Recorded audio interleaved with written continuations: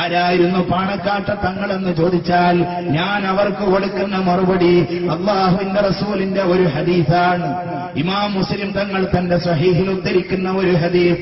പാണക്കാട്ട തങ്ങളെ മുന്നിൽ കണ്ടിട്ടായിരിക്കുമോ അല്ലാഹുവിന്റെ റസൂൽ അങ്ങനെ പറഞ്ഞു പോയത് എന്ന് വരെ തോന്നിപ്പോവും. മാ നഖസത് സദഖത്തും മിമ്മാൽ വമാ സാദല്ലാഹു അബ്ദൻ ബിഅഫ്വിൻ ഇല്ലാ ഇസ്സാ വമാ തവാദഅ അഹദുൻ ലില്ലാഹി ഇല്ലാ റഫഅഹുല്ലാഹ്. മൂന്ന് കാര്യങ്ങളാണ് അതിലൂന്നി പറഞ്ഞിട്ടുള്ളത്. മാനഖസത്ത് സദഖത്തുൻ, ധർമ്മം ചുരുക്കിക്കളഞ്ഞിട്ടില്ല. മിമ്മാൽ, ധർമ്മത്തിൽ നിന്ന്, ധർമ്മം ചെയ്തതിന്റെ പേരിൽ ധനത്തിൽ നിന്ന് ഒന്നിനെയും ചുരുക്കിക്കളഞ്ഞിട്ടില്ല. വാരിക്കോരിക്കൊടുത്ത ധർമ്മിഷ്ഠനായിരുന്നില്ലേ പാണക്കാട്ട തങ്ങൾ? മഹാനായ തങ്ങൾ വാരിക്കോരിക്കൊടുത്ത ആളായിരുന്നു. പലരും അത് മനസ്സിലാക്കിയില്ല.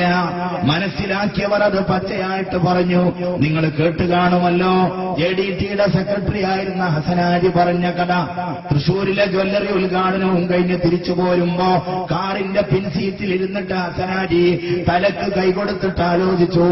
ഓരോ ദിവസവും വലിയ വലിയ ഷോപ്പിംഗ് മാളുകളും വലിയ വലിയ സ്വർണ്ണക്കടകളുമൊക്കെ ഉദ്ഘാടനം ചെയ്യുന്ന ഇവന്മാർക്ക് കിട്ടുന്ന കൈമടക്കുകൾ ഏത് ഖജനാവിലായിരിക്കും പാണക്കാട്ടുകാർ സൂക്ഷിക്കുന്നത്? ഹസനാജി അങ്ങനെ തെറ്റിദ്ധരിച്ചാൽ അത്ഭുതപ്പെടാനില്ല. കാരണം ഗിന്നസ് റെക്കോർഡിലെങ്ങാണ്ട് പള്ളി ഉദ്ഘാടനം ചെയ്ത വ്യക്തിക്കൊരു സീറ്റ് കിട്ടുകയാണെങ്കിൽ, മദ്രസക്ക് തറക്കല്ലിട്ട ഒരു വ്യക്തിക്ക് സീറ്റ് കിട്ടുകയാണെങ്കിൽ അത് പൂക്കോയ തങ്ങളുടെ മക്കൾക്കല്ലാതെ മറ്റാർക്കായിരിക്കും? അള്ളാഹു അവർക്ക് കൊടുത്ത ഒരു ബഹുമാനമല്ലാതെ മറ്റെന്താണത്? ആ മഹാനായ തങ്ങളെക്കുറിച്ച് ഹസനാജി ചിന്തിച്ചു. ഇയാൾക്ക് ഇന്ന് തന്നെ എത്ര പൊന്നാ കിട്ടിയത്? ഇതൊക്കെ എവിടെയായിരിക്കും ഇയാൾ കൊണ്ടുപോയി വെക്കുന്നത്? സ്വിസ് ബാങ്കിൽ അക്കൗണ്ട് ഉണ്ടാകുമോ ഈ മനുഷ്യന്? വാഹനമോടി കോട്ടക്കല ചങ്കുവെട്ടിയിലെത്തിയപ്പോൾ കാറ് സൈഡായി.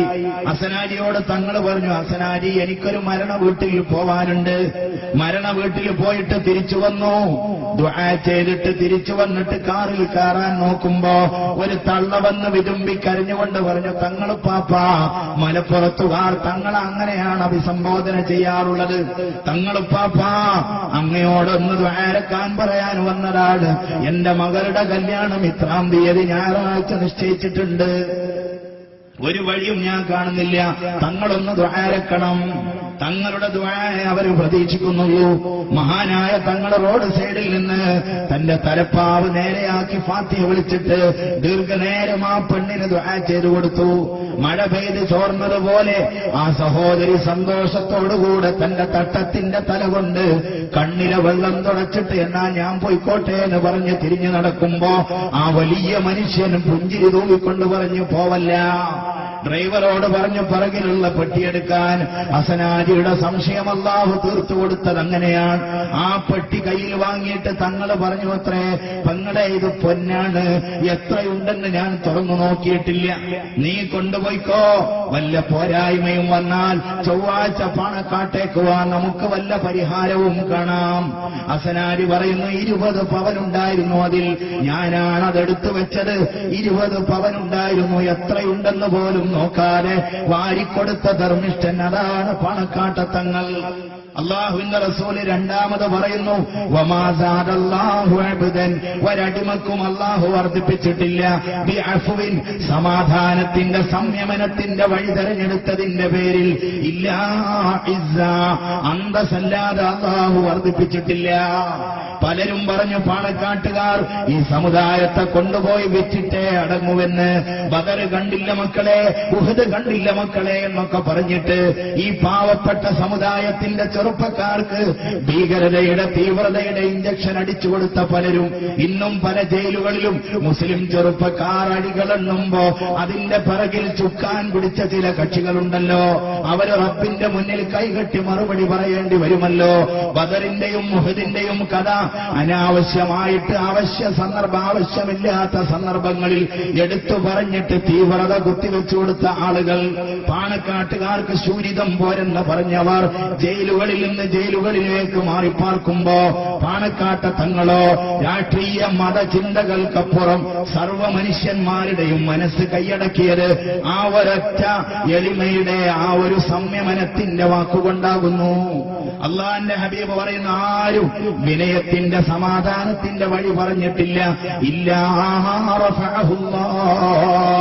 അള്ളാഹ് അവരെ ഉയർത്തിയിട്ടല്ലാതെ. നിസ്കാര പള്ളിയുടെ തൊട്ടടുത്ത് ഒരു ഹൈന്ദവ സഹോദരന്റെ വീട്, അവന്റെ പറമ്പിൽ നിന്ന് ചാഞ്ഞ തെങ്ങിൽ നിന്ന് നിരന്തരം തേങ്ങ വീണിട്ട് പള്ളിയുടെ ഓട് പൊട്ടിപ്പോവുക. കമ്മിറ്റി യോഗം ചേർന്നിട്ട് തെങ്ങ് മുറിക്കാൻ തീരുമാനിച്ചു. അയാൾ പറഞ്ഞു, എന്റെ തെങ്ങ് മുറിക്കാൻ എനിക്ക് വിഷമമുണ്ട്. എന്റെ അത് മുറിച്ചാലെന്ന് ചോദിച്ചിട്ടൊരു വിഭാഗം, അത് മുറിക്കാൻ പറയാൻ നിങ്ങൾ ആരെന്ന് ചോദിച്ചിട്ട് വേറൊരു വിഭാഗം. കമ്മ്യൂണലായ വിഷയമായിട്ട് മാറുമോ, വർഗീയ ലഹളയാകുമോ എന്ന് ഭയം വന്നപ്പോ ഏതൊക്കെയോ ചില സുമനസ്സുകൾ പറഞ്ഞു, നമുക്കൊരു മധ്യസ്ഥനെ കാണാം. ഹിന്ദുവിനെയും മുസ്ലിമിനെയും ഒരു മേശക്ക് ചുറ്റുമിരുത്തിയിട്ട് മധ്യസ്ഥത പറയാൻ അർഹതപ്പെട്ടവൻ മറ്റാരുമല്ല, ഹജറുൽ അസ്വദ് തന്റെ തലപ്പാവിൽ കെട്ടിയിട്ട് എടുത്തു വെച്ചിട്ട് ലോകത്ത് മധ്യസ്ഥതയിലൂടെ വിപ്ലവം സൃഷ്ടിച്ച മുഹമ്മദ് നബി സല്ലല്ലാഹു അലൈഹി വസല്ലമയുടെ പേരമക്കളല്ലാതെ വേറെ ആരാണതിനുള്ളത്? പാണക്കാട്ട് ചെന്നിട്ട് കാര്യം പറഞ്ഞു. മഹാനായ തങ്ങള് ദീർഘനേരം അത് കേട്ടു. എന്നിട്ട് എണീറ്റ് നിന്നിട്ട് പള്ളി കമ്മിറ്റിയുടെ പ്രസിഡന്റിനെ വിളിച്ചിട്ട് പറഞ്ഞു, ഹാജിയാരെ, മേശപ്പുറത്ത് ആരൊക്കെയോ വെച്ച ചില സംഖ്യകൾ കയ്യിൽ ചുരുട്ടിപ്പിടിച്ചിട്ട് ഹാജിയാരുടെ കയ്യിൽ കൊടുത്തിട്ട് പറഞ്ഞു, നമുക്ക് പള്ളിയുടെ ഓട് മാറ്റിയിട്ട് കോൺക്രീറ്റ് ആക്കി കളയാം. ആദ്യത്തെ ഫണ്ട് എന്റെ വകയിലായിരിക്കട്ടെ.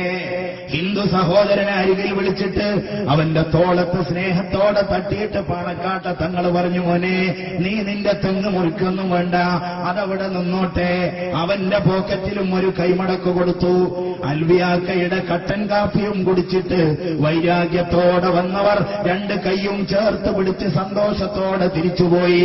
ഹിന്ദു സഹോദരന്റെ വീട്ടിൽ ആളുകൾ കാത്തു നിൽക്കുന്നു. എന്താടാ പാണക്കാട്ട തങ്ങൾ പറഞ്ഞത്? അവന്റെ അമ്മ ഇറങ്ങി വന്നിട്ട് ചോദിച്ചു, എന്താടാ തങ്ങൾ പറഞ്ഞത്? പോക്കറ്റിൽ ചുരുക്കി വെച്ച കാശെടുത്തിട്ട് അമ്മയുടെ കയ്യിൽ കൊടുത്തിട്ട് പറഞ്ഞത്, എനിക്ക് പാണക്കാട്ട തങ്ങൾ തന്നതാണ് അമ്മേ. അമ്മേ, തങ്ങൾ പറഞ്ഞത് തെങ്ങ് മുറിക്കണ്ടെന്നാണ്. നെഞ്ചത്ത് കൈയടിച്ചിട്ട് ആ അമ്മ പറയുന്നു, എനിക്കിപ്പൊ കാണണം പാണക്കാട്ട തങ്ങളെ, എനിക്കിപ്പൊ കാണണം പാണക്കാട്ട തങ്ങളെ.